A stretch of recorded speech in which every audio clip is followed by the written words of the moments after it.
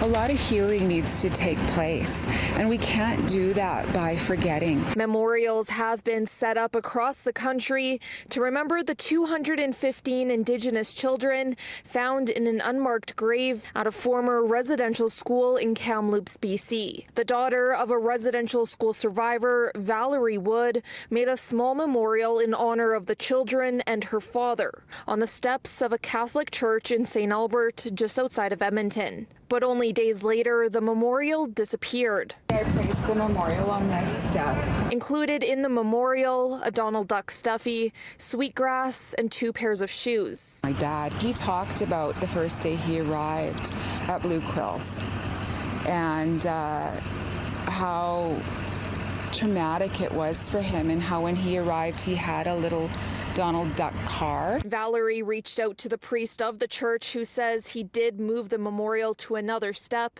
but was unaware that it disappeared. He didn't direct that anybody take it off the steps, that he knew nothing about it. I really kind of sensed that he was sincere, that he really didn't know. She says she chose this location because it's where her father had let go of the weight he had been carrying on his shoulders his whole life. He had seen some of the gravestones, and he had told them, I forgive you for what you have done. And he realized at that point that in forgiveness, a big weight had lifted off his shoulders. And just like her father, Valerie is willing to forgive whoever took the growing memorial. There's no place in life, I think, for anger.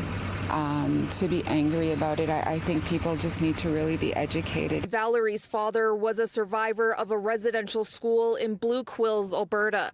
She says she remembers him saying those were the worst years of his life. He was emotionally, sexually, culturally, and spiritually abused in the schools, and I think he really lost who he was. Although her late father, Jerry Wood, can no longer speak out about his experiences, Valerie says she will keep his story alive.